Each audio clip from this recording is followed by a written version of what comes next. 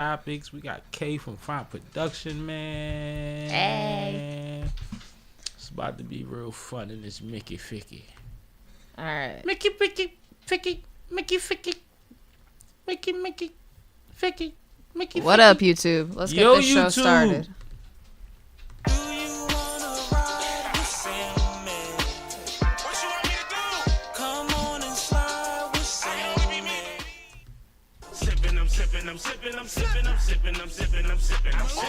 This is Sippin' with Sammy. I am Mr. Flash, it only the one and only Sippin' with Sammy. Sam Malone, Barstool Rug. If you ain't sippin' with Sammy, you ain't sippin' right. Please get your fucking life together.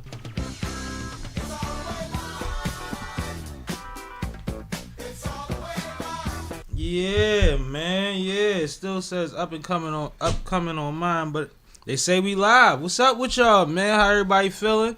Happy hour, happy Thursday, all that flyness. I had a good day.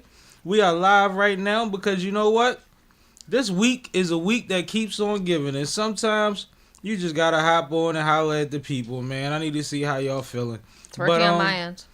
All right, dope. Long as we good. I'm sharing the link as we speak. That voice buzz from the lovely K from Fine Productions. What's up with you, K? Hey, I'm in here. What's up? You almost turned into Soph real quick. I heard it. I'm in the building. Yo, yo. Shout out to the homie Soph, man. That's the one on the board behind me if y'all don't know. But yeah, she's a awesome human being.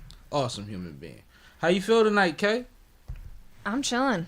You I'm good? Here, yeah. Yeah, you situated in the situation. Been a good week. For me, yeah. You want to share the good news with the people? You ain't gotta say where, but you can say what. Yeah, I got a new job. Hey now. I got a new job. Hey now. Which means I'm currently on my farewell tour at the old job. Which is nice. Must be. You know, only the greats do farewell tours, right? Like. Well, when you've done community organizing like I have for 12 years, you got a lot of folks to say goodbye to. Oh, man. So you just been running around having drinks and getting hugs. Absolutely. I don't like it. And I'm telling the whole neighborhood about my upcoming happy hour, so. Oh, you got a happy hour coming up? Yes, I do. And it's going to be crazy, and they're going to cry, and you're going to get the gifts. And there's going to be speeches and all that fun stuff. Oh, my goodness. I won't be there. Nope. But congratulations. Congratulations, Thank you. Yeah, it's a big opportunity, and I am very, very excited about it. So that's awesome, man. Awesome. Big things I'm going. I'm also currently in training at a new gig right now that I will be training for quite a while. So right now we just working. That's all. Just trying to get it up. What up, Juan? Yo, Juan. He said hi in the chat. Part of the reason we'll be going live more randomly too. Yeah. Because both of our schedules are shifting. Yep. That is true. Big things are going. But we don't got no weekend recap, so let's get into some topics. Let's have some fun. All right, let's do it. Where do you want to start? Something fun. Oh, okay. Is Gillie out swooping? Swoop sounds like an awesome one. That's fun. Let's do it. Yeah, I think that's cool. Oh, you. I'm gonna just do this one time, which I believe I did when we was live a couple weeks ago for this similar situation, right? But if you anybody that's been on social media for the last couple years, but mostly this last season of Eagles football season, Gillie has been going bananas after all of the W's outside the studio crib with Blow the whistle. Yeah, he done bought Blow the Whistle from the Bay and made it an Eagles theme song. He got his homie with him. He got OG with the broom with him, and they legendary in this whole run, and they've been winning since he got the broom man with him. So it's I think that Gillie has crossed into rare air. So what I would ask the people. And I'm shouting out Gil. I love it. I love him bringing positivity and energy to the city. I love the response he gets from the challenge. How many people, how many families, how many different situations reacted to it. A lot of great videos. A lot of people having fun knowing they can't do the dance. It's awesome. Did you see the video this week of the newscast woman trying to do the dance? No, I missed that one, I think. I may have seen it, but I think I missed that one. Yeah, it was. Because I watched a lot of them, yo. It was 6 ABC, I believe. I forget the reporter's name. Excuse me, but yeah, she unfortunately was born with 2 left feet. I watched the newsroom. Was Alex Howley was in the newsroom, and she was asking all of her coworkers, where does Too Short go? And they were so confused, and it was so crazy because I feel like only like 2 people got it. But he goes on and on. So I thought that was a no-brainer. But hey, those people be stressed out trying to reach deadlines and shit. She just asking her where Too Short go. Right. But I thought that was a cool video. I seen a lot of dope stuff. But shout out to Gillie. But my question for the people and for the chat is Gillie out swooping Swoop? So what I'm saying is, has he taken over mascot duties, and has Swoop been on Joel Embiid timing? I just want to know. Oh, that's what I want to know. That's for you in the chat. Is Gillie out swooping Swoop? So speaking of the chat, we do have BJ Shredder in here. Shout out to you. He said hi. What's up? Let us know. What do you think, Shredder? I love to know, because Gillie's been putting on a hell of a show. He done bought him out on the field. You think Swoop is on the IR? I think Swoop has been like, I'm going to just let him run his race. Or maybe he's getting overshadowed. But it's very strange because one thing for sure, 2 things for certain. It changes weekly a little bit, but Gillie wear a costume too. So you still have that aspect where he is being the ultimate performer while in his fandom. He's really like those fans that stand in the coldest city in the world with their chests out all game, right? Like he goes all the way for his team. Mm-hmm. But I haven't seen Swoop jump off nothing this year. I don't know, man. I think Gillie young boy might have been swooping more than Swoop, man. I don't know. But I just want your opinion. Have you seen more of Swoop or Gillie? I've definitely seen more Gillie. You think that's because of social media, or do you think that's because of creating something that's bigger than what the Eagles have been able to create themselves, marketing-wise? Well, Swoop's no Ellie. Let me be very clear. Good point. Fair to say. Fair to say. Swoop is not out here getting State Farm commercials, okay? Talk heavy. Ellie definitely got a State Farm pup, man. Shout out to Ellie. Yo, and she rocked. That's my favorite State Farm commercial. That's funny. I'm not even lying. Like, that's really my favorite State Farm commercial. She rocked that. But answer my question. Is he out swooping the Swoop? Or what's your take on it? What do you think? Do you think that we always get one? Because we had the guy with all the tattoos. We used to have the fat guy at the Sixers game. We always get a super fan, right? I mean, Philly's good for that. But Gillie is one of the biggest podcasts in the world. Yes. He's one of the biggest personalities you ever going to run across because he's so comfortable being Philly Gillie. Correct. Right? Correct. And then, just like the noggin hats and all of that, like those endorsements and just the people you've seen him be able to bring up, I think a mascot might be some old school shit nowadays. We might just need former rappers to just support teams and let them run around and act crazy. Well, I mean, it doesn't even have to be a former rapper. Like, look at what Spike Lee has done for the Knicks. Yeah. You know, like he's become the unofficial Knicks mascot for how long now? In a bad way, because they blame him for their losses now. Well, they don't win with him on the sideline. Let's just hope that Gillie doesn't fall to that side. Remember when Gillie started the blow the whistle run, the Eagles went on a 10-game run, I think. Mm-hmm. So, that's the difference. Like, you got to win, too. You got to win. Don't nobody want a mascot that represent all the losing seasons. Well, I'm sure Gillie will be at the Super Bowl. So no, he said he's going. He said he's taking the white guy with the broom with him. Which, by the way, we were talking about the cost of a Super Bowl trip in the office today because, of course, the people I work with have access to tickets. Wow. And they were all contemplating it, and then they're like, "Yeah, but to take somebody with me would be an extra $10,000." And spending $10,000 for myself is one thing, but spending $10,000 on somebody else, now we're in $20,000. Wow. I could do so many things. And I'm just sitting there like, oh my God. You know how fast we'd have been out that motherfucker. Y'all crazy. Right. You so stupid.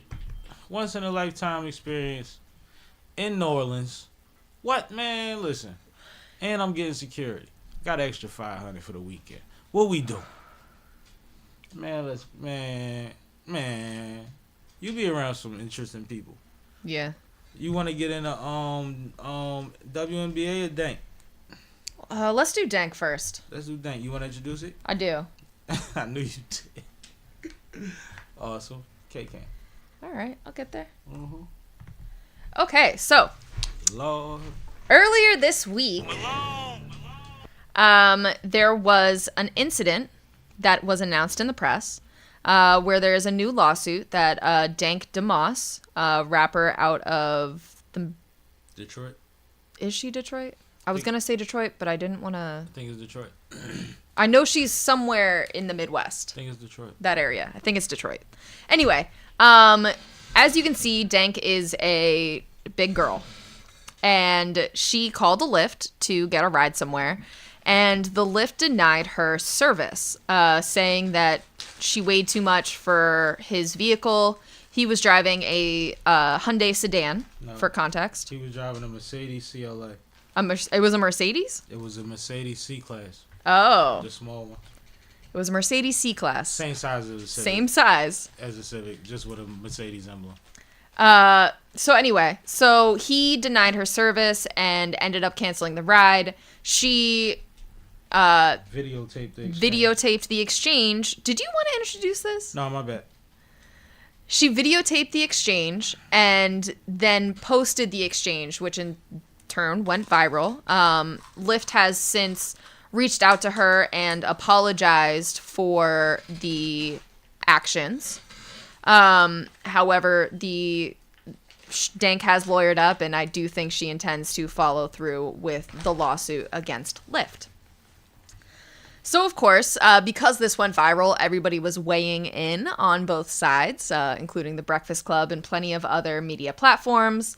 So before we get to their reactions, Sam, what did you think of this situation? Let me preface this by saying that this is not the first that me or Kay has heard or seen of Dank. No. We actually appreciate Dank as a personality and a talent. But we know Dank from Deb's house. Correct. Specifically.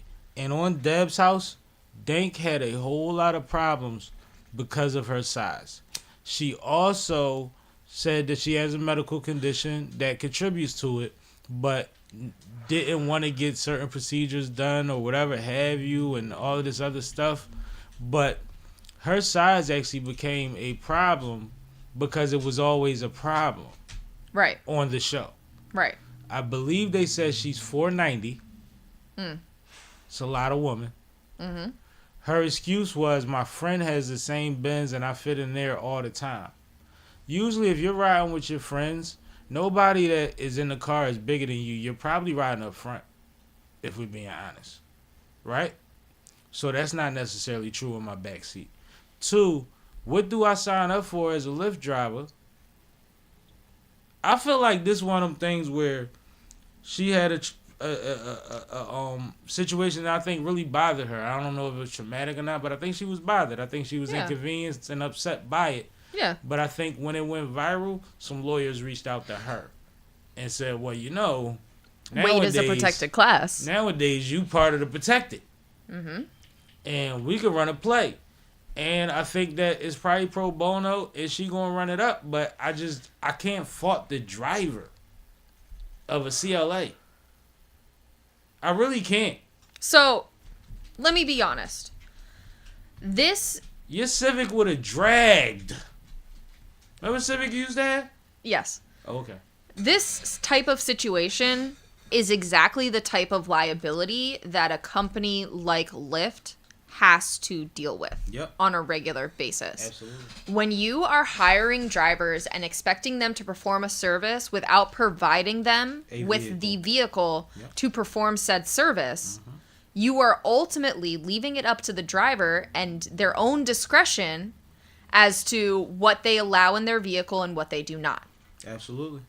And Lyft, because it's their property, the vehicle is the driver's property, Lyft cannot necessarily dictate how, like, what those policies as far as what's allowed in my car and what isn't is determined.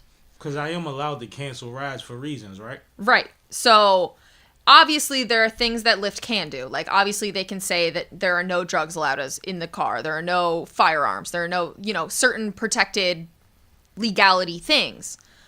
Weight, on the other hand, is not one of those things that they could necessarily make a policy on either way. Mm-hmm. So, by design, they open themselves up to these type of cases. So, with that in mind, I agree with you that ultimately the burden of this case will fall onto Lyft itself and not the driver. Because I agree with you, because it is the driver's personal vehicle, the driver has a choice, and that doesn't necessarily fall into a discrimination category. However, it is a discriminatory action on the behalf of the company, but not the actual driver, if that makes sense. And I think there's bigger issues at play than even this lawsuit, but with the attention that comes from it point out, right? This young lady has been on a TV show that did pretty well. Mm-hmm. She's expressed that she already knows her condition. A lot of people around the world have seen it. Mm-hmm. No one has gotten her any help yet, it seems like, with her condition. And if you're ordering, like if you go on Uber, any big person does not want to be uncomfortable, whether that's tall, wide, whatever it is. You would not order this size car unless you had to. And that's a little sad too. Because like I always say, all my big homeboys, they gotta have money. Because they gotta buy a truck. They gotta buy the amount of food that it takes to run that machine, which is usually double what I'm paying for to eat at lunchtime. And like, it's an expensive thing. So it's like, you wouldn't even put yourself, you get a preview of the vehicle they send it. Why would you put yourself in that situation? That's a little weird. Now you might say, well, she's a lady, she might not know cars like that. Well, she said she fit in her friends. But she might be mistaken. Her friend might have been like, I got a 5 Series BMW, right? Not a CLA. Like, you never know. You never know. But why wouldn't you automatically order an SUV or a van? You've been traveling this whole time. You've been you this whole time. $490, and I'm not, whatever. But like, that's weird. That's very weird to be like, yeah, come get me, unless you in dire straits. Yeah, I don't know enough about Dank's living conditions to necessarily, comment on that, because for all I know, she couldn't have afforded the Uber XL, so she had to go with the Lyft sedan. That's part of my point. And there is a connection between, and I also don't know what her medical condition is. So I don't know what sort of treatments might be available, what sort of help she could get versus what she's already tried or what the diagnosis is. So I don't want to go down that route because there's not enough information to really make a judgment there. What I will say, though, is regardless, I do agree that she has been this size for as long as we've seen her, or, as long as she's been in the public eye at least. And, when you're that size, your own accommodations and what's needed. So along those same lines, though, part of me is like, well, if she's used to just getting a Lyft and it's not a big deal and she's done this before, then she knows her accommodations. She knows what she needs and what she doesn't. Maybe she's right. But see, that's up to discretion, because if she is in a situation where she is using something that she doesn't use on a regular, for one. Maybe maybe she's used to being with her friend with the Benz or the BMW, whatever, right? Mm-hmm. Or if this is a situation where she just didn't have it for the extra whatever on the accommodation, because all the Uber XL and all that costs more. Mm-hmm. So this might be a situation where she was like, man, this motherfucker gonna take me home, man. I don't give a fuck. This is all I can afford. And it happens sometimes where you know that something might not go your way, but you put so much on it that once it happens, you got to do something about it. Yeah. I wish a motherfucker would be in my seat when I get back. Now when you get back to your seat, you can't even be like, pardon me, this my seat. You like, yo, what you in my shit for? Or you videotaping a nigga because you already, I wish a motherfucker would be in my seat. Like, that's crazy. I feel like it's very similar, possibly, and we don't know but so much, and I'm sure if this case catches any kind of legs to it, we'll hear a lot more, but I think Lyft is going to settle this out of court. I think that they're going to cut her a check because they can't discriminate, but I also think what's sad is that they're probably going to get rid of the driver. Because most jobs or most whatever, depending, no matter what it is, anything that brings negative light to the corporation, you are able to get expelled for. Yeah. So there's always that, which is sad because whoever's doing Lyft, it ain't too many rich people doing Lyft. There are a few though. There are a few. Don't get it fucked up. There's a lot of people that's out here that's like, I'll go get a couple hours. Fuck it. And got money. It's weird. Mm-hmm. But yeah, so hopefully the driver would be cool. I ain't saying I side with him. I'm saying I don't blame him. And at the end of the day, I really hope that somebody, all this attention, puts her in a position where she could do what she loves and possibly get the treatment that she needs to get right. That's what I really want her to do. Because she's talented. And she's a sweetheart. Yeah. Dank is a nice person, yo. From what I saw on TV. Yeah. If I'm being honest. Even in these dealings, like, we didn't hear a video of her cussing him out. We heard a video of her being upset. Yep. So, you got to get rid of that. You can't put that on her. Yeah, no, I don't put this on her. I don't put this on the driver. I put this on Lyft as a company. And the lawyers, the attorneys that called her and said, oh, shit, yo, you know what? Come through, we got a bottle of, what do you drink, Bel Air? I mean, but that's their job. So I'm not even mad at them. Like, this is the way the system works. No, I'm not mad at them, but I think that... the system is systeming. I think that this is more them than her. I would agree with that, I think it was very opportunistic. I don't think when she recorded that video, she necessarily was thinking Sue. No, I agree with that. I don't want to put that on her. No, I think agree. that when things go viral, people reach out to you. Yeah, absolutely. And you got options. She chose something, so... Shout out to everybody in the chat, man. Shout out to everybody in the chat. Like I said, it's a Thursday evening. We just got off work, both of us, and we feel like talking about some topics, man. But shout out to Dank, man. You know what? Get a check. Go on, get you a check, girl. Right. I ain't defending Lyft. I just don't want that man, you know. I don't like that. He might have to figure out something new to do. But where we at? You want to get into some WNBA? Yeah, let's do it. You know you want to. I sure do. You know that's your whole way. I'm saying. I sure do. Yeah, man. All right. Trades. So earlier this week, we talked about the Kelsey Plum trade. So I wanted to also update you guys that Brittany Griner, it's been announced, will be signing a 1-year deal with the Atlanta Dream. So of course, when we reported on Kelsey Plum, we also talked about Alyssa Thomas and what that meant for her going to the Mercury, which is where Brittany Griner was. However, you know, the Mercury was also eyeing a couple of other key new pieces. So I did have an inclination, and Brittany Griner had announced that she was testing the free agency waters for the first time in her career. She has played her entire career to date for the Mercury.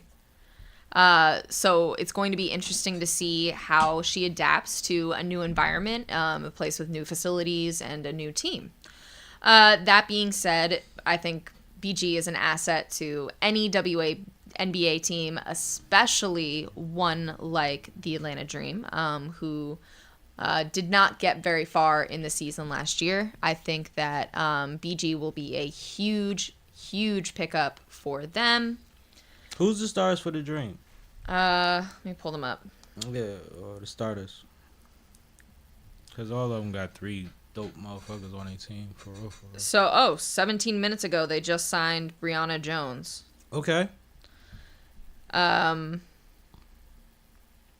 Which is a great pickup, actually. New free agency news. Yeah, that's good. So, let me see who they list as their roster currently. Yeah, because a lot of trades going on random. Like, I didn't know about BG. Right. You just put me onto that one. Oh, that one, well, obviously, because contracts can't actually be signed until February 1st. Right. All of these trades are coming out, but they aren't technically official yet. Right. So really only the insiders that are privy to that knowledge have been reporting on them, and a lot of the other media sources are holding off until the contracts are signed before they actually report on them. So this one was a little bit more difficult to find. And something else to keep in mind, too, when it's at this point of a trade, before everything's signed, there's still a physical and things they have to go down to, which have a lot to do with a lot. So Atlanta Dream has Ryan Howard. Yep. Alicia Gray. Yep. Gray's still there, right? Or yeah. She just got traded there? No. What's the name that got traded? Okay, we good. Alicia Gray was there from before. No, what's the name got traded? I'm good. Cheyenne Parker Tyus. Mm-hmm. And Tina Charles. Nice. They all right, yo. Brittany gonna be all right. And she in the A. And Jordan Canada. Yeah, Canada tough. Yeah. They're gonna be good. And I mean, these are also some folks that there's a couple of people on that team that she has been playing against or with on the Unraveled League. Yep. So I think that this is going to be a good landing spot for Brittany Griner. I think she's going to end up doing really well with this team. I'm curious to see how the Atlanta Dream stacks up against this new Mercury squad that is being built as well. So I think this is going to make for a really interesting WNBA season, but we knew it would because everybody is signing these one-year contracts. So it's really the time to experiment and go somewhere new, try a new place out. The team that I am worried about, however, is actually the Connecticut Sun. So this is a team that is widely known for not having great facilities, not necessarily doing the best by their players at all times. There's been times that they had to warm up for games sharing a half court due to a community event. Yeah, things like that. So a lot of folks have been requesting out. Obviously, Alyssa Thomas's wife is still currently listed as a Sun player, but she has been requesting a trade and most notably wants to go join her wife down in Phoenix. Which is crazy. So that's crazy. We'll see if that actually follows through, but the BG trade actually makes that more of a possibility because you wouldn't necessarily want to put Dawana and BG on the same team because who do you play every night? You know, these are two of the top centers in the league. So, yeah, I think that BG leaving actually makes the Bonner trade or Bonner free agency signing more of a possibility. But like I said, we'll see what happens with that. It is possible that, you know, she'll sign a 1-year deal somewhere else and they'll live apart for a year, but that'll be interesting to see. And that's one of my favorite parts of following the WNBA trades is actually the fact that there's so much more that goes into WNBA trading than just contract numbers. Like, facilities play such a huge role in a lot of these decisions, and there's such a drastic wide margin between what the top WNBA facilities are like and, you know, the Connecticut Sun. So we'll see how this all continues. What do you think about the BG trade and everything else? I think I agree with you wholeheartedly. BG is good for any team, damn near. Like, who wouldn't she beat? You could bring her off the bench and your starter might not get back in the game. Like, she's good everywhere. Like, it doesn't matter. So, I think that no matter where she goes, she'll be happy. I know she'll be happy in Atlanta because it'll be her team. And, I mean, she got good players around her, but it'll be like she'll be the process. You know what I mean? She'll be the start of the process. And I think that'll be dope for her and them. So, I'm excited about that. Any more trades?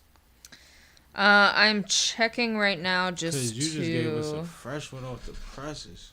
And like I said, nothing's official yet, but these are the updates. These are the updates. That's what you was about to say? Yeah, that's what what I was about to say. Brianna Jones is the latest that I'm seeing. Courtney Vandersloot is expected to sign with Chicago Sky. Oh, that's so a big Vandersloot and Angel Reese might be teaming up. That'd be crazy. It's worth mentioning Kelty Mitchell will return to the Indiana Fever, which is something that we did expect, but that is now official. And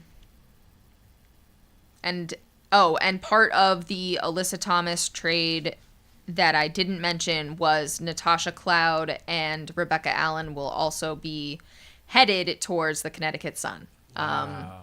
So I'm curious to see how Natasha Cloud takes that. She's a star in her own right, and somebody who's been a dominant force for the Mercury for quite some time now. So, we'll see how she does over on the Sun. Nah, that's interesting. Yeah. Yeah, that's interesting. That's interesting. So, that basically sums up the latest in WNBA free agency and trades. So let's talk about the baddest in women's basketball. No pun intended. Because you know what I mean. You got it? You want to intro this one? Sure. Go ahead. All right, so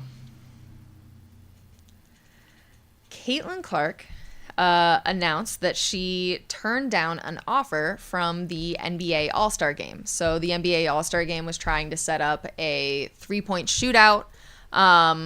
It was actually 2 3-point shootouts that they were trying to set up. It was going to be Sabrina Ionescu versus, I want to say Clay, and Steph versus Caitlyn Clark. Interesting. But Caitlyn Clark did turn down that request, which did become public. So what do you think about the NBA trying to bring Caitlyn Clark into their All-Star festivities again this year? So this would have been a repeat of what they did last year. I think that it was, one, we've seen that the league is trying to figure out All-Star right now. And we've seen the president of the league just running around taking suggestions and telling us what's not feasible and what they've been thinking along the way and the iterations and what the iterations in the past have done. This was a no-brainer. We knew they was going to try this one because this is a layup for them. So it was kind of obvious that they were going to ask her to do it.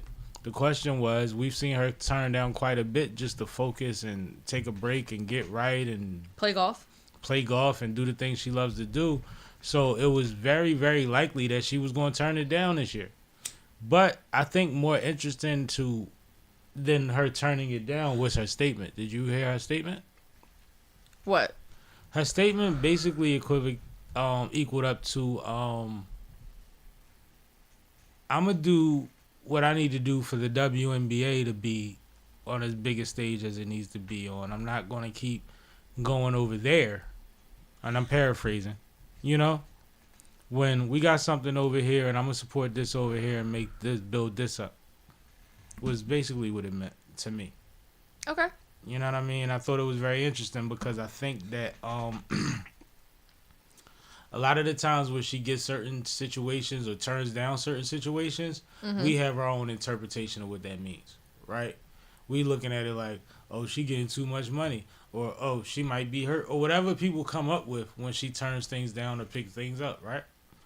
I think that for her to say not only did I turn it down, but to bring light back to the W at the same time, she never speaks unless she covers both angles. I think that's what's consistent about her. It's gotten her in trouble when she's defended black athletes, right? Yeah. I think she always is very tactful, and it doesn't feel produced. It doesn't feel like a publicist. It feels like she's comfortable talking like this. I think that's dope. Good for her. Yeah, so I think Caitlyn's awesome. But I think it's really interesting that the players have supported the WNBA by far, right? Mm-hmm. The WNBA is a subsidiary of the NBA. The owners that don't have WNBA teams have not supported the WNBA. But when it comes down to the biggest night in your league besides the championship, you want the WNBA year after year after year. Well, but it's not that they want the WNBA, right? Because if they wanted the WNBA, I think Caitlyn would be fine with it. They want their product. The star. They want their product. Sabrina Ionescu was not as big as Caitlyn Clark. She was as dynamic as a shooter as Caitlyn was, or as Steph was. And I would also argue that, and while Caitlyn Clark didn't say this in her statement, I mean, showing from some of her previous statements, she would probably rather this opportunity go to one of the other women who are great in the WNBA, like maybe the championship MVP or the league MVP. Or maybe the young man that might be missing an opportunity in his league because y'all keep trying to bring us over there. That too. So I think that Caitlyn Clark has always been very careful about trying to make sure that she takes the opportunities that are right for her, but also leaves other opportunities open for other people. It's not just about leaving opportunity open. It's about speaking to it publicly without trying to take credit for trying to do something for somebody. It's the way that she words it when she says, well, you know, I want to do this right now, and this is why I'm doing this, but there are plenty other people such as, or right. You know what I mean? Or you like, she doesn't just leave it cut and dry. And I think that that's what's important because I think now more than ever, the younger superstars are realizing their power, especially in their words and actions. And she's one of the ones that she holding it down. She has not misspoke once. The most mad y'all got at her was because she did this. And the more you get to know about her, that was her having fun on the basketball court. That's crazy. Yeah. Right? And I ain't caping for her, but Caitlyn has not misstepped yet. And who's her god brothers and cousins and all of them? Come on, man. Cut it out. What up, Tyler? Yo, Tyler, what's happening? Shout out to Demo. He said something earlier. Yo. And Beauty Brats. What up, Beauty Brats? All right, let's get into something else, man. We could, at this point, I don't know how much fun we could have. We're going to have to dodge in and out of these things. Yeah, I was going to say, not much left is fun. Yeah, so let's get it over with. Something real quick. Yeah. All right, so we all woke up to I actually knew this when I went to bed and woke up and remembered it and was like, shit. But go ahead. All right, we all went to bed or woke up to some terrible news this morning. You never let me just get through my intro. Like, just let me get through my intro. I'm horrible. My intro's fine without you cutting me off. I'm horrible. You're awesome. Thank you. Do your thing. All right. So, we all found out that a plane from American Airlines and a commercial plane carrying passengers from Wichita, Kansas to D.C. collided with a Black Hawk helicopter. Black Hawk helicopter midair on its descent. And unfortunately, we found out later throughout the day that everybody has been confirmed a casualty from this collision. So before we move any further, I do just want to say rest in peace and give a moment of silence for all of those lives who are lost.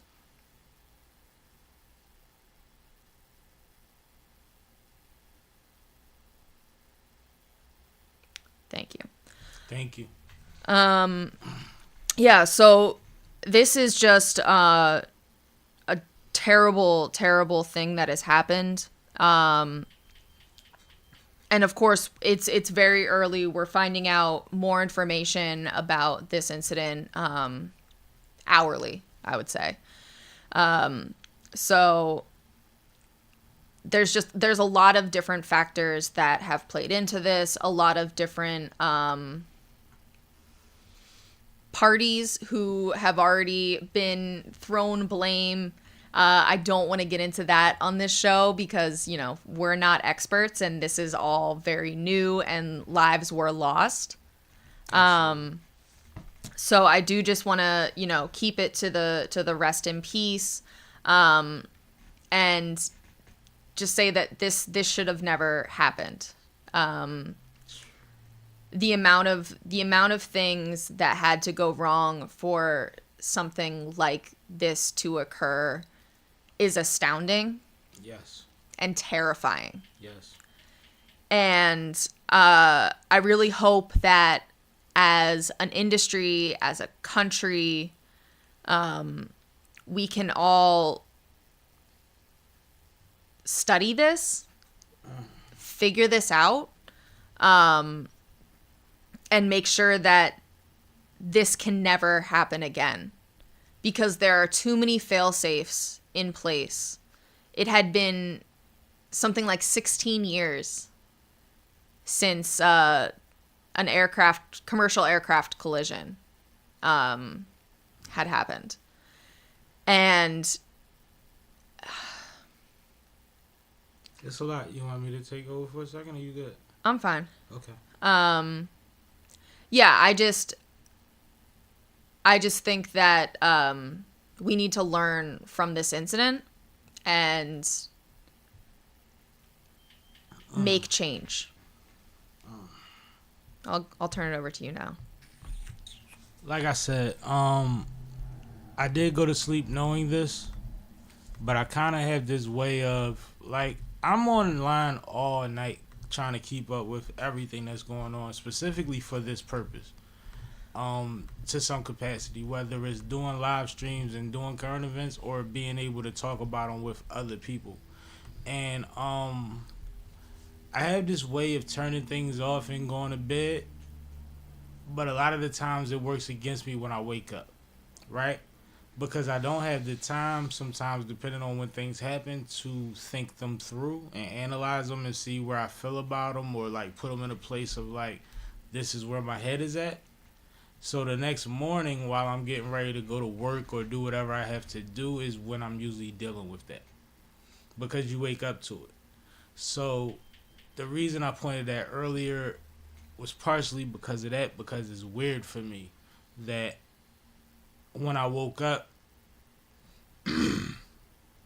when you hear that before you go to bed, you say, yo, I'm wishing for the best. When you wake up, you have so much more information. Mm-hmm. And then on my way to work, and while I'm having breaks at work, I'm hearing a bunch of stuff. I'm ingesting a bunch of things, and I'm listening to experts. I'm listening to people that operate these vehicles. I'm listening to people that have private conversations with people that they can't know that operate these aircraft on both sides, that are telling them things like, I wish I was flying that because this is not supposed to happen. Mm-hmm. When you wish you were flying something that went down, that's a different level of commitment, understanding, expertise. It's a lot of things into that.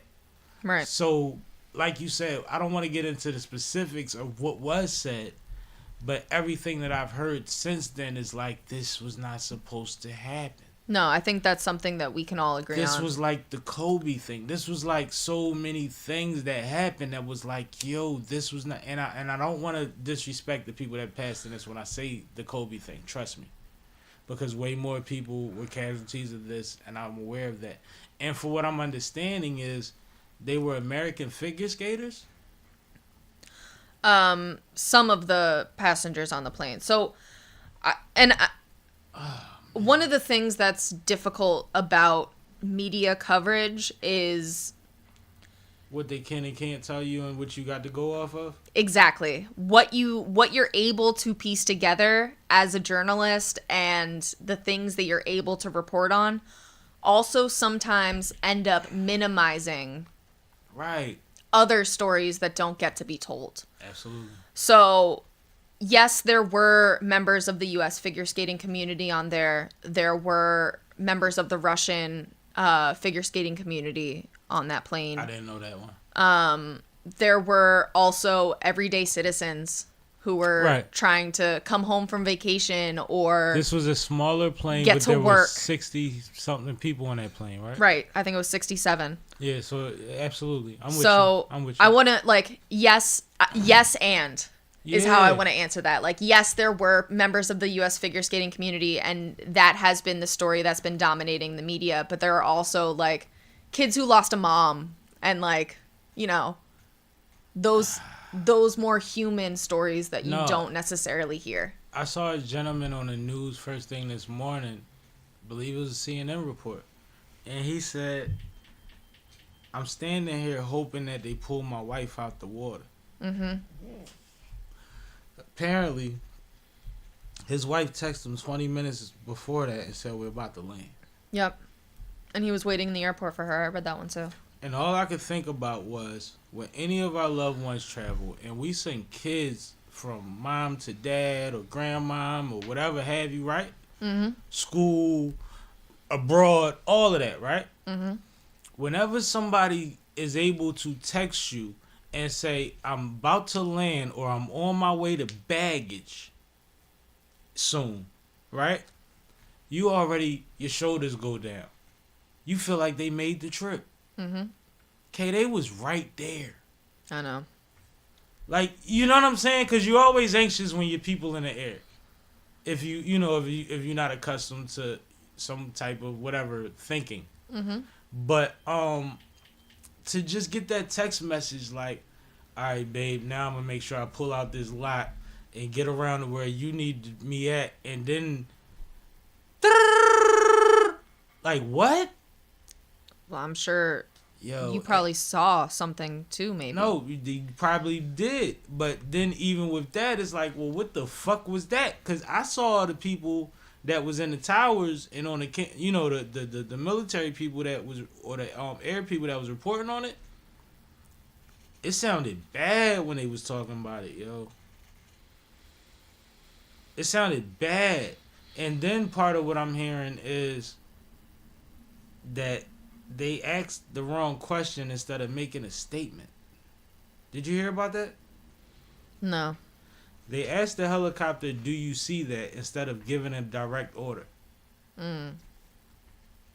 And they saying that part of them, and I'm not, this is early information. It's not me as expertise. I don't want anybody to run with this. But what I'm hearing is they're saying that it's quite possible that they asked, do you see that? And he saw a whole nother plane doing something and didn't acknowledge the one they was talking about. And that's disgusting. That's so scary. So, prayers up, man, for everybody affected by this. I heard there's entire towns and cities because where they were coming from, everybody knows most, you know what I mean? I pray for that man I saw on the news this morning, man. I don't know what he's going to do with himself. Yeah. Like, that was heartbreaking, man. And it's still going on, and maybe at some point we'll hop on here before Monday, or maybe Monday we'll have more information if we're able to go live on Monday. But just send good energy, man. I don't care where it come from. Muster it up and send it to everybody affected by this, even the people that have jobs that surround this industry and, feel guilt based on what happened. I've seen a bouncer take somebody getting hurt at the club very, very hard. Mm-hmm. Right? Because it was on their watch. So don't ever, ever forget about the people. Even if there was a mistake made, pray for those people, yo. Yeah. Don't ever forget about those people. Yeah. And rest in peace, Joaquin, man. Love you, bro. All right. Crazy thing is, Joaquin was the bouncer. He died later. But, yeah, it was bad. Woo! You could introduce this one. If anybody is not aware, DJ Academic's funky ass has been tied into some nut shit for a long time. But lately, he decided to go on a Discord with a 15-year-old refugee who's lost his parents, or his mother at least, as far as I know, and be on the Discord while he's playing Fortnite and talk to him about sexual favors for his friend and if he was scared of women and pussy. And it was very strange. Very, very strange. And then when people said it was strange, DJ Academics lashed out. I'm just trying to give y'all an overview. Then after that, he decided to give a half apology. And then right after that, we started getting reports that he lost a lot of his endorsements and things of that nature. So they're saying that he is blocked from Twitch, right? Mm-hmm. They're saying that he lost quite a few other situations, but they said Steak unfollowed him, but he says Steak still supports. They said he lost Happy Dad. I don't think he said he still has Happy. No, he did say he still has Happy Dad, but we'll see. But his tune has changed numerous times since this situation has happened. He still hasn't taken accountability for what happened, but financially his pockets is getting tapped in the current moment. Now, let's have a conversation about when a weirdo gets mad because his money doesn't put him in a position where you can no longer call him a weirdo. DJ Academic's response to this whole situation has been, well, them niggas backdooring me. They talking bad about me. They slandering my name. I be trying to look out for them. I get $3,000 from the labels every time I post they shit. What?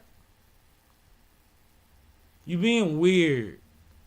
You was on a stream being weird. If I tell you being weird and you don't know that was weird, with you being 35 and talking to a 15-year-old about anything sexual directly, and then say nobody ever had a little homie, that's my little homie, bro. You only talked to him once before that. You're weird. Cause don't nobody talk to they little niggas like that. And that's what you trying to talk about, but you ain't never been on the block that had little niggas. It ain't no little niggas in the cul-de-sac. What are you talking about? We on the East Coast. Stop. So the update on Ack is that Ack is still a nut. He's still backpedaling, still backtracking, still trying to tell us that he didn't lose this deal, he did lose that deal, but he wants to use this situation as a teachable moment. For who? Well, when he said it was at the point where you thought he was about to take accountability. And he said, no, you know what? I'm going to just use this as a teachable moment. We all got to learn. We got to give grace. Heck, when have you ever given anybody grace? That's not the lesson that he should be learning from this. Like, I don't understand. Like, he's right. It's a teachable moment for you, Ack.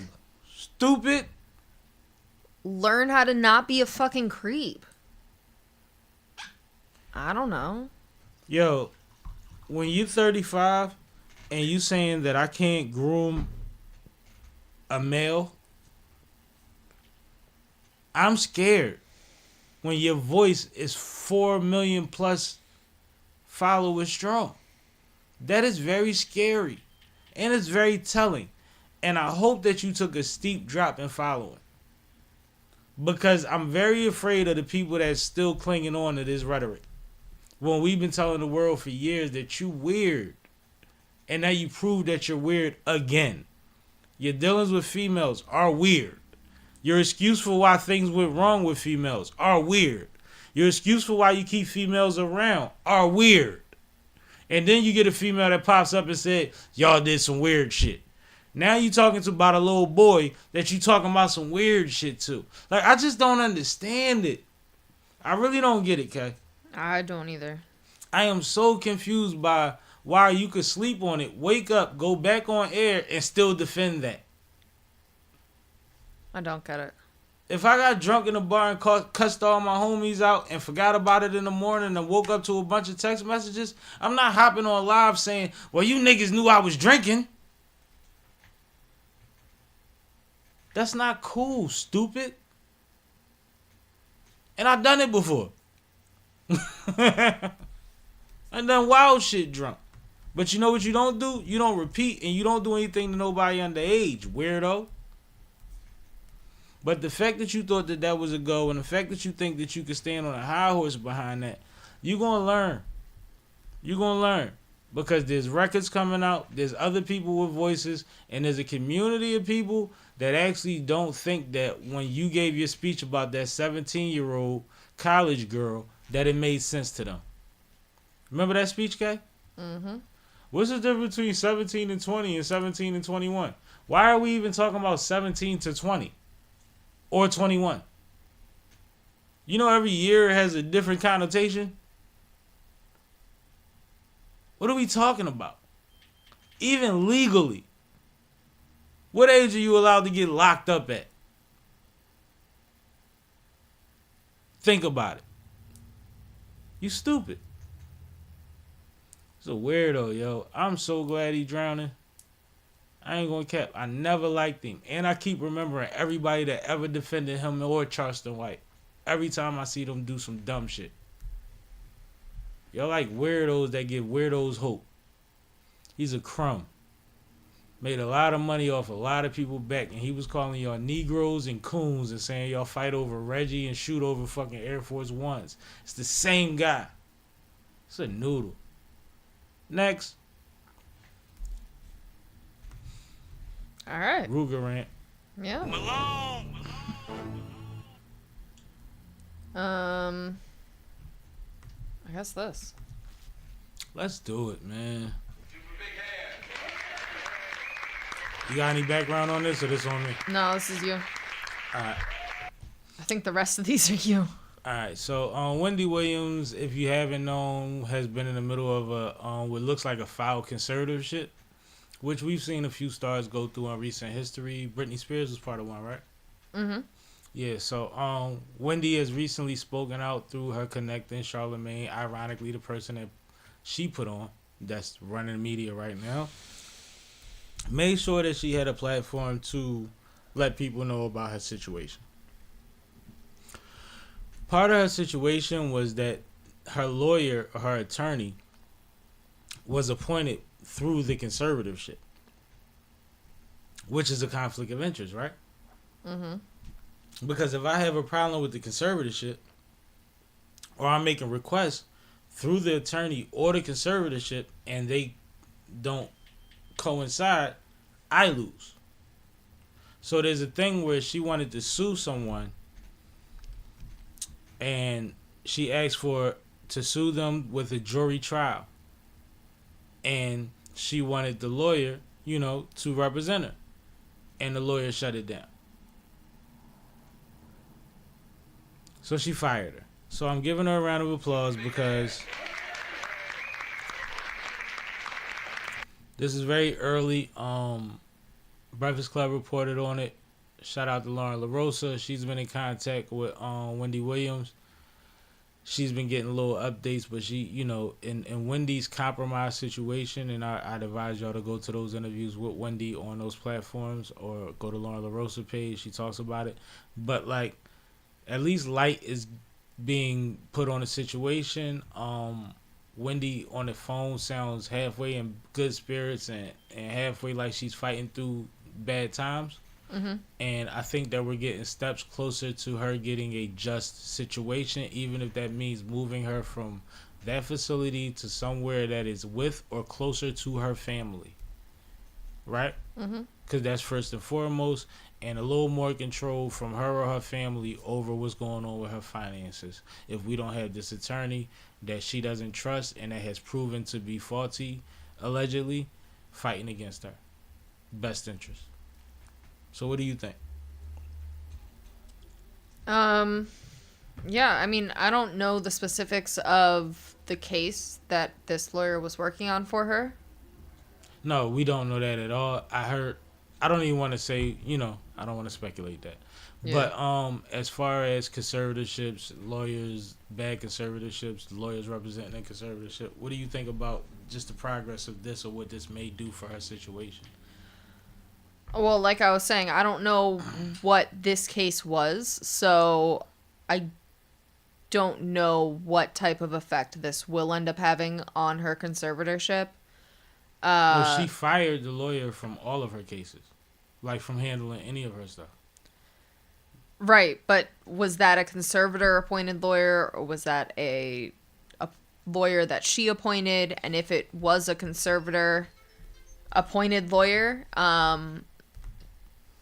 does that mean that the conservator is just going to appoint another lawyer? So is this like a full win, or is this just a delay of process?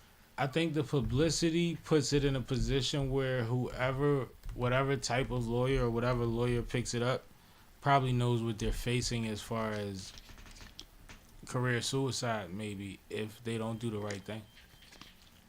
And not saying that there ain't sharks out there, but the world is paying attention to what's happening with Wendy right now. I mean, I think that's the important part. I think that's the win. Yeah, that's why I said I wanted to shout out the platforms and the voices that have been in contact with her through the Breakfast Club, because in a real way, Charlamagne has said earlier that he spoke to her, and I knew he was trying to line something up, but you have to be very tactful, and I think that even when they did the initial interview, it was very sketchy as to what the perception would be and what the outcome would be, or if her conservator would lock her down and she wouldn't have a voice at all. Mm-hmm. So I think that right now, this is best case scenario. It's even more than we could even expect as far as her having a voice as it pertains to how she's treated or what she's dealing with. I think it's a big win for her right now. All right. Because the courts could change shit in a minute, but I think right now this is a good one, especially because of the light. So shout out to everybody that's tapping in with Wendy. All right, let's move on to J. Cole. You know about this one? No. So J. Cole just put out a blog for his fans, and at first it was being clowned because they we want the album, right? Mm-hmm. But what it ultimately, let me see if I can find it. Surprises fans with a personal vlog.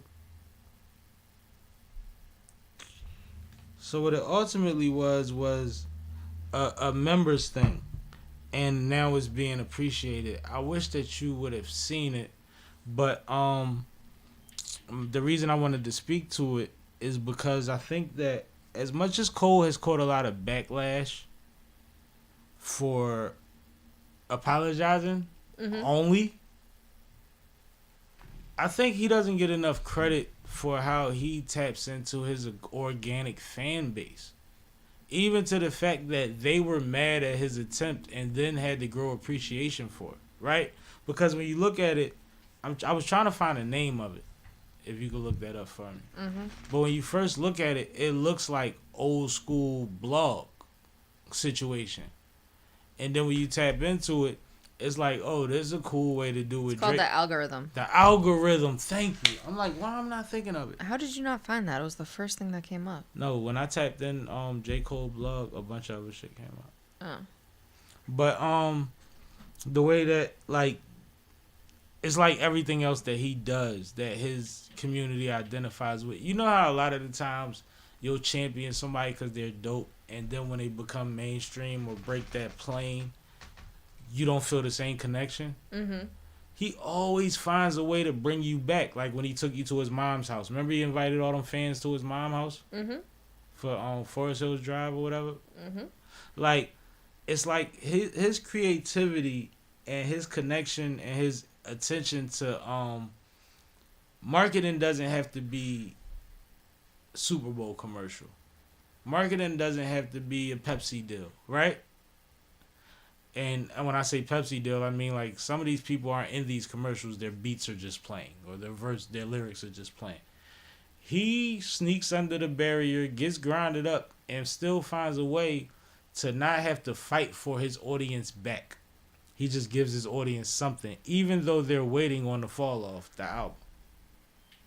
Like, what do you think about that? You don't think that, like, he might be one of the most genius top whatever MCs we've ever heard as far as marketing and ride my bike and not having to be in the roles. You know what I mean? Like, so many elements to him just still feeling like Cole. What do you think about that? Did you read the blog? I listened to excerpts. Did you? I just read it. Yeah.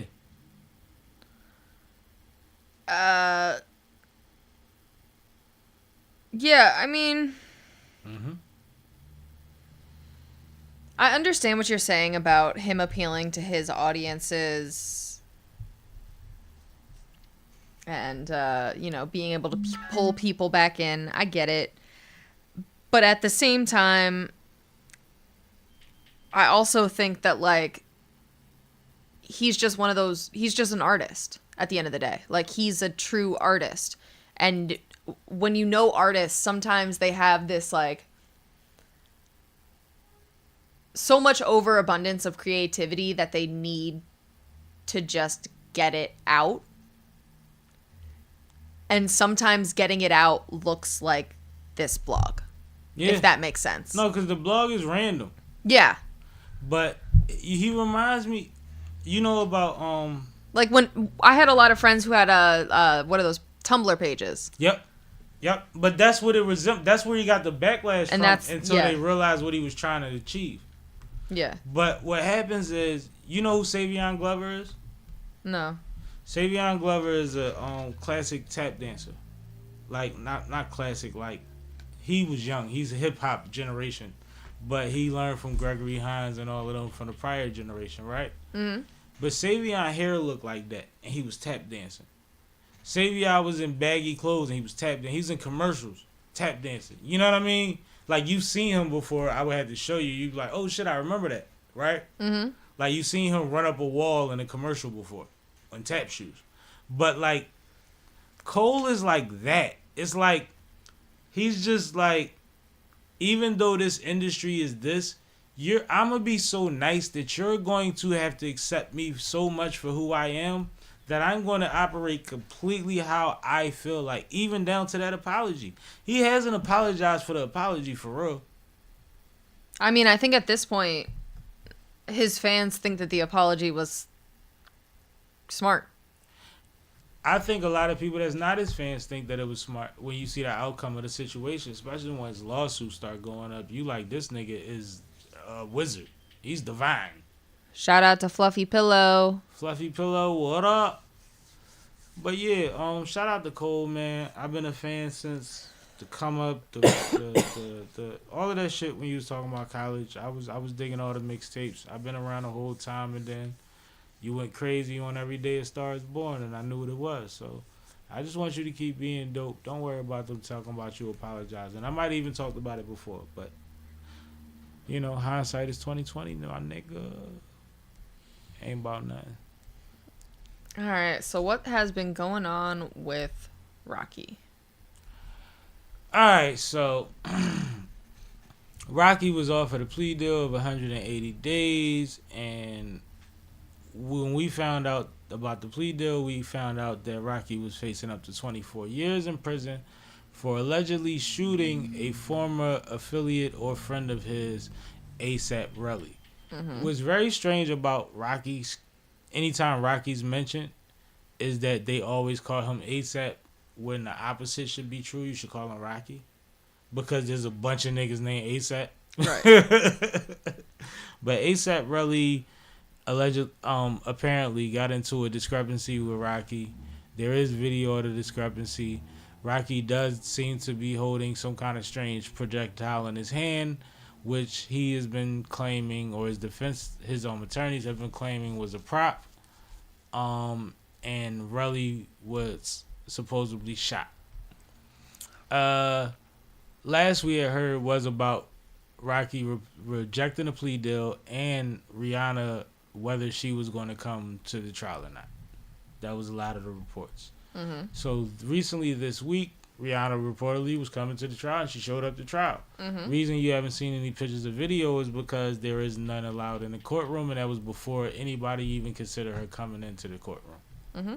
So ASAP Relly hopped on the stand and he started talking about how he went through with Rocky, and Rocky pulled out a burner and said, I should unalive you. And he said, fuck you got a gun for? You might as well shoot me. And Rocky's attorney was clearly bewildered by this exchange. Because he was trying to figure out, like, why would somebody have a gun on you and you would tell them to just kill you or shoot you? Like, what sense does that make? Relly's response was kind of relatable.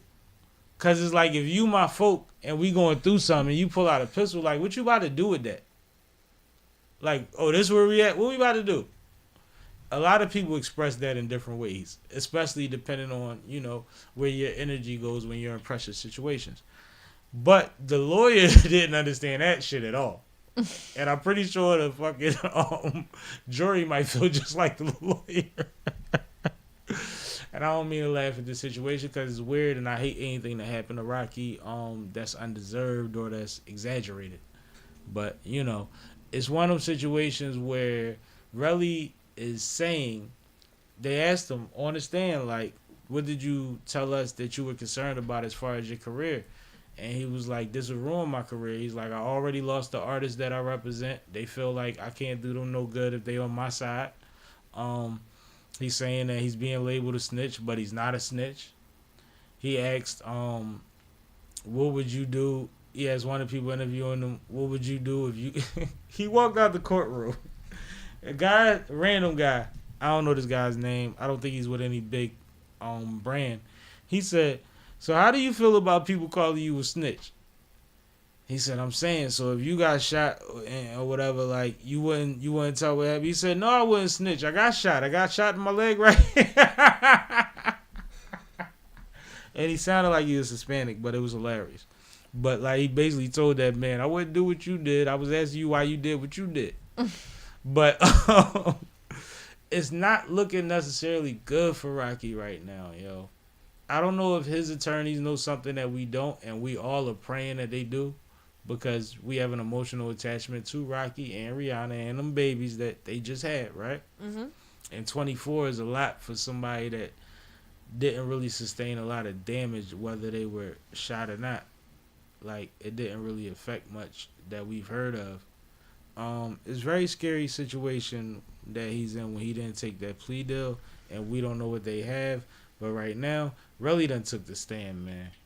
And, yeah, what you think? Well, the only thing that I keep thinking about is the prosecution was the one that offered him the plea deal that they offered him. Yeah, exactly. And to offer somebody who's facing that much potential time a 180-day plea deal. Your case is weak. Exactly.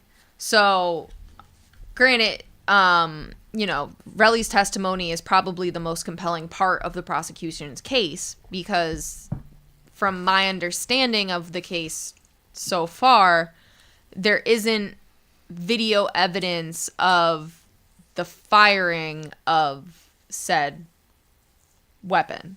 Right. So from my understanding, the only witnesses that we know of so far are the accused and the accusee, right? Right. So, there's another factor to this that hasn't been brought up, I think. What? What's my man name that was the gorilla from New York that Rocky said he met him in jail? What was his name? Something with a C. Casanova 2 times. Remember that? Yeah. And it was like they met in jail.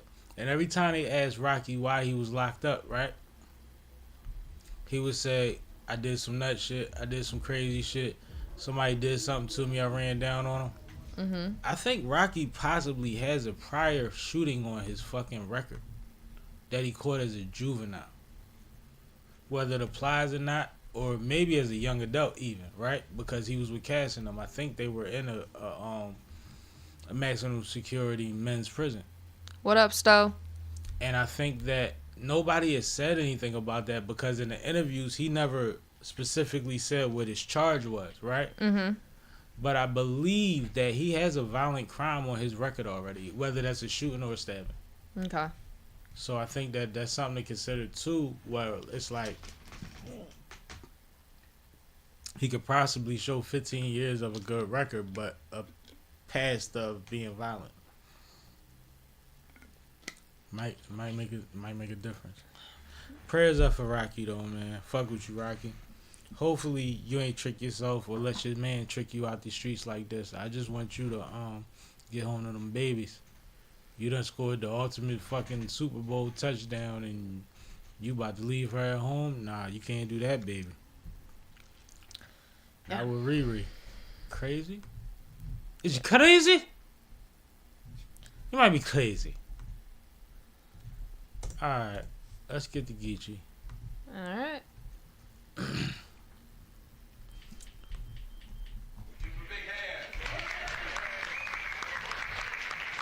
Oh, we're applauding. Nah, shout out to Geechi Gotti. Because one thing about Geechi, and you can confirm this, whenever I watch the interview from Geech or a blog from Geech or I seen how he treated people behind the scenes, I always told you Geechi is very intelligent, well thought out, and a gentleman at the same time, right? Correct. And he carries himself very well. And for somebody that's carrying a coast that's one of their biggest stars, he does a great job.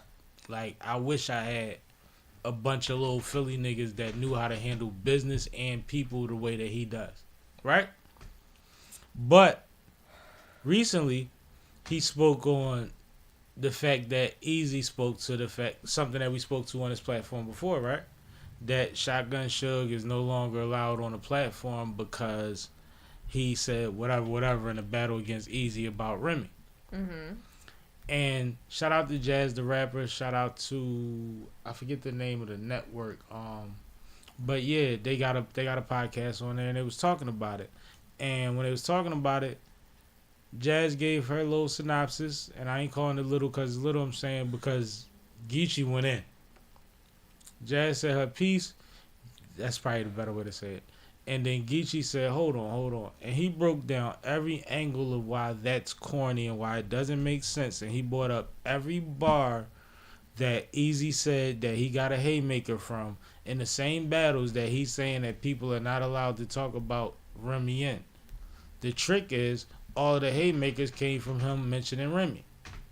So he's saying you can't match my haymaker with haymakers about the same person that I'm getting haymakers off.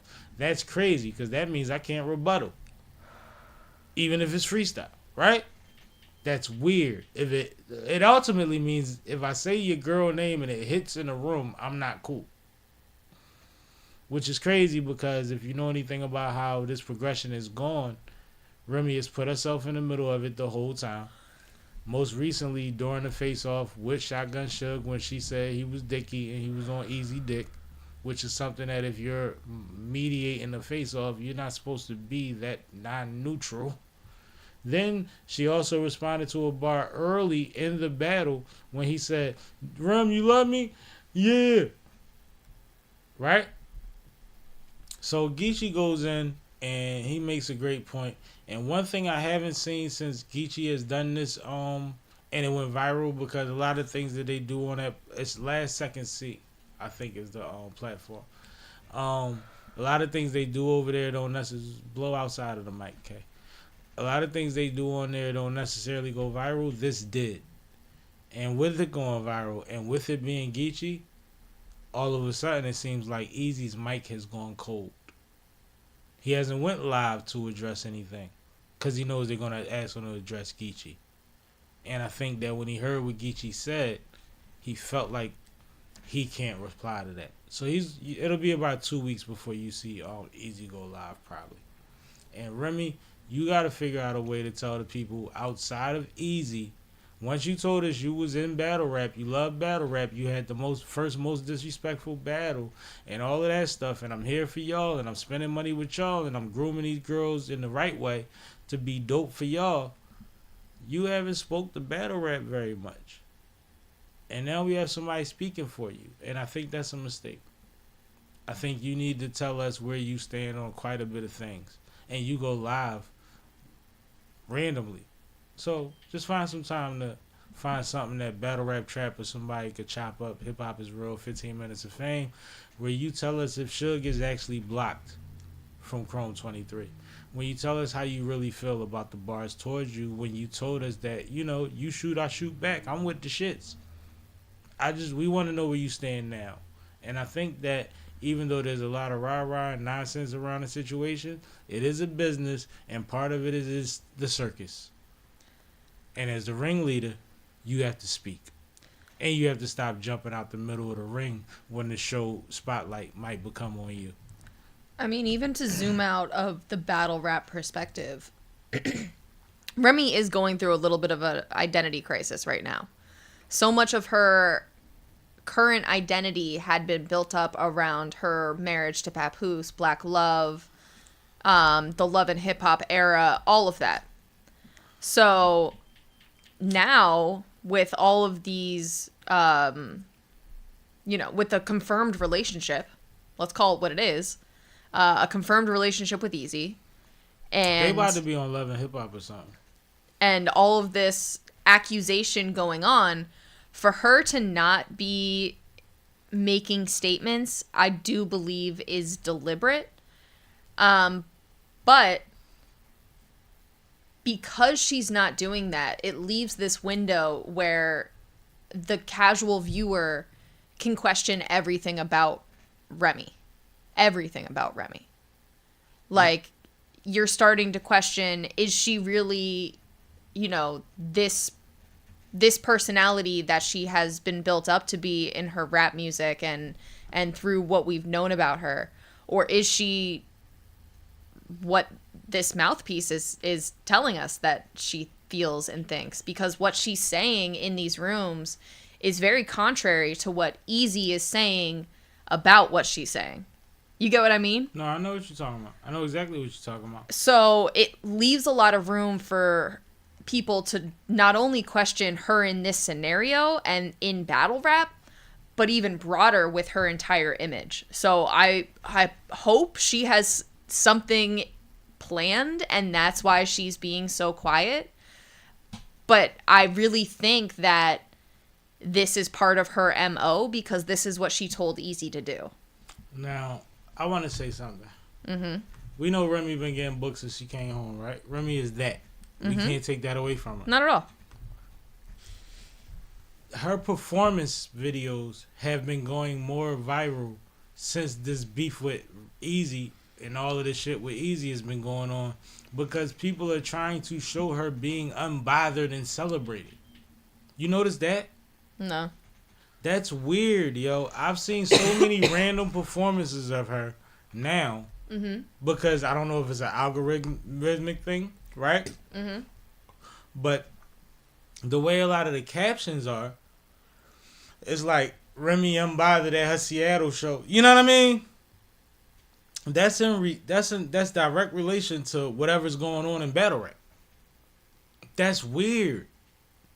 Then on top of that, it's like, the intersection of all of this shit? You know how to quell all of this shit? And at least give it some direction? You know what it is, right? What? Drop a fucking slapper. Drop a record that hits. You and Fat Joe, you and Easy, whoever the fuck. You know what? Doing one better. Drop one for fucking Papoose so you can take one of the cars back off the settlement. That would go crazy.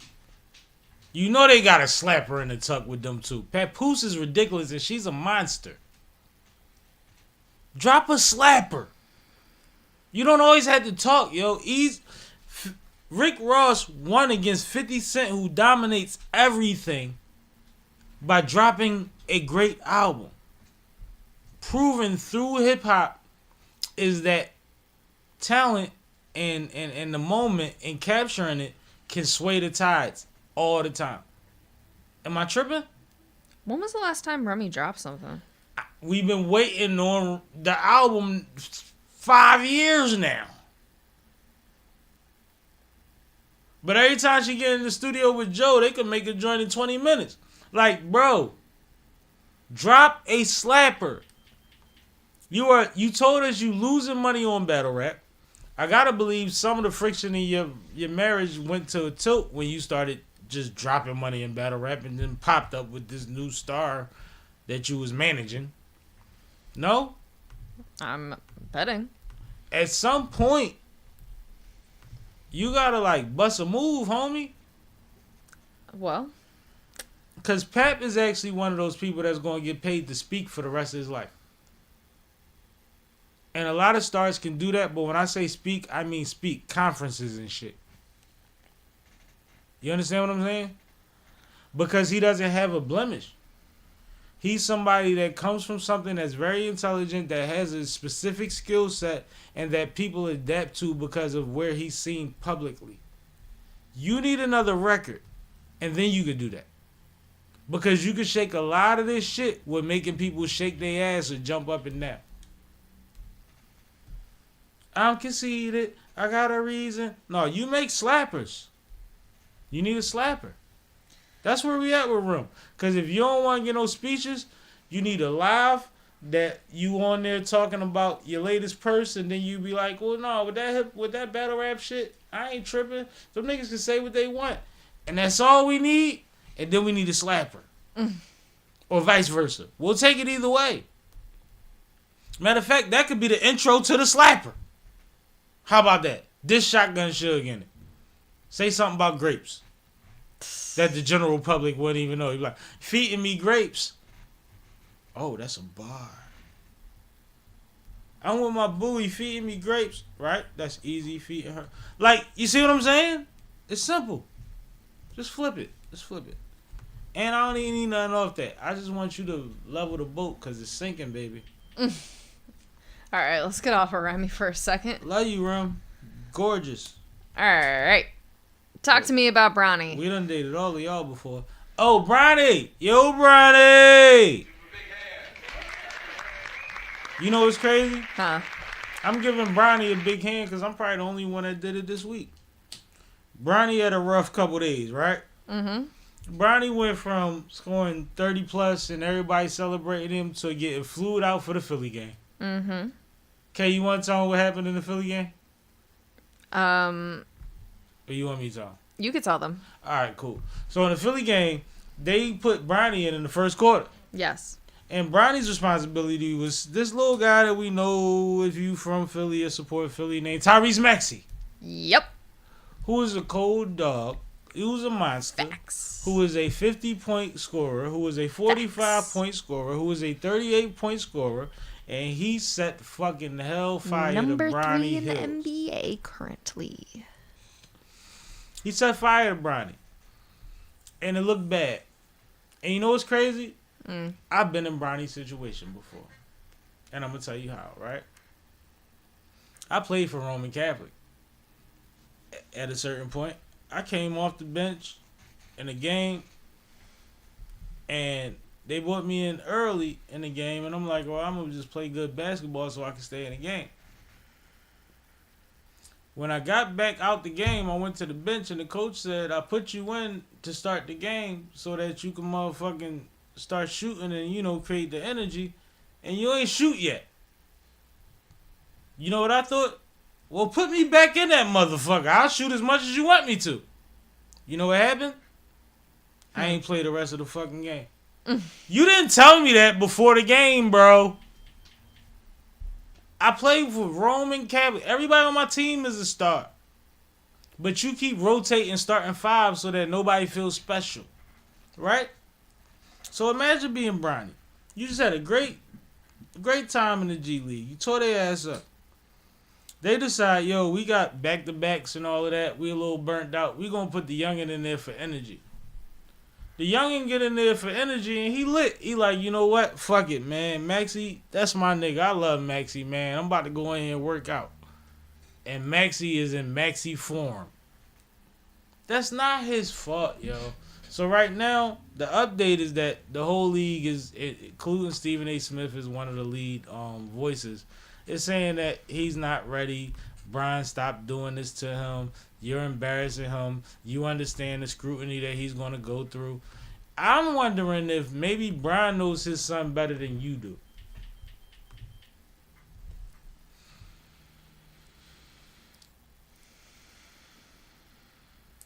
And, you know, we in a situation where people think they know their kids until their kids do something that they don't think they would do. But maybe LeBron is talking to his son on a regular basis like most dads should be if they have a son that's a star athlete. Right? Mm-hmm. And saying, are you okay? Are you good with it?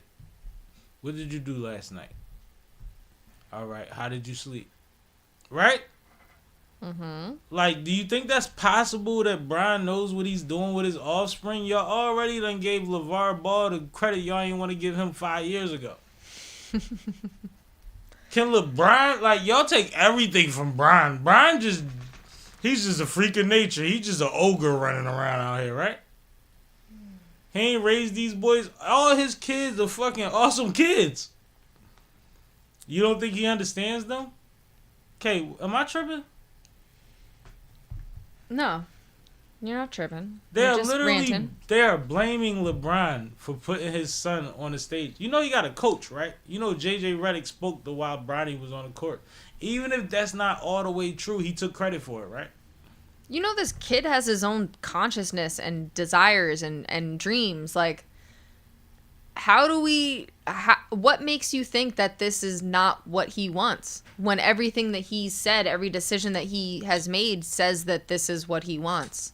Can I tell y'all a secret? What? Look up how many players sold 60 million jerseys in the beginning of a season in the history of the NBA. Look it up. I bet you all them niggas is probably in the top 50 or 75 or whatever the fuck. Bronny did that in the G League, on his way to the G League. Mm-hmm. He made, what, 6 million, 8 million in his contract or something like that? He has made 60 plus million off of basketball paraphernalia for the organization or whoever gets paid off of that shit. That's not even your son is volunteering at this point, yo. Am I tripping? No. Your son is here. He's good. He's good. Filet mignon 3 times a day. He got it. Like, what are we talking about? Name another rookie that brings you in 60 million before the season starts. In the second round at number 55. I'll wait. Mm-hmm. Name a number 50, like somebody that was also taken around number 55 that actually got time this season. You know how many players we praised because they said I got picked at number 13, and all summer I just thought about everybody that got drafted before me so I could come in and tear shit up. Them niggas got drafted high as shit. He ain't take nothing from nobody else. Look at everybody drafted around him and tell him he took something from somebody. Matter of fact, do me one better and tell me he took something from somebody that you knew was better than him before now. You can't do it.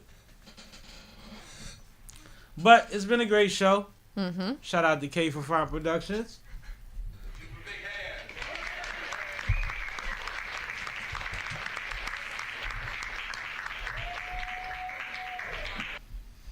Let them know what's on the page and what is coming up and all that.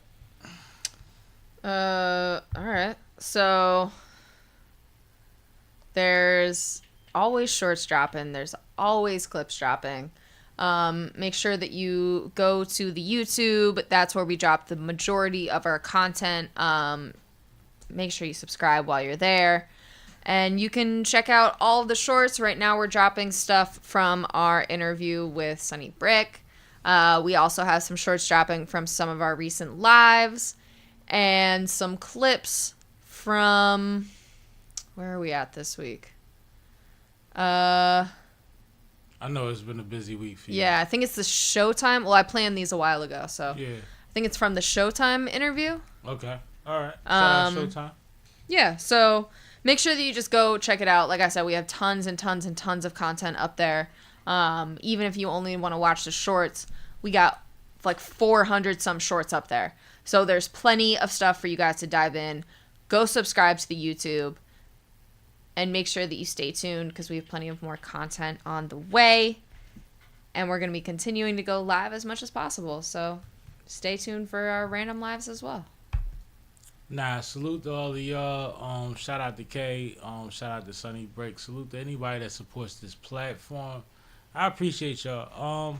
We ain't going nowhere. We about to act even more crazier. The budget is only getting bigger, and I'm excited about that. But the schedule is going to shift. So when I figure out how we going to run it, then we going to find out something more consistent. But until then, subscribe, hit the notifications so you know that we randomly going live, because sometimes that's what we going to do, like we did this evening.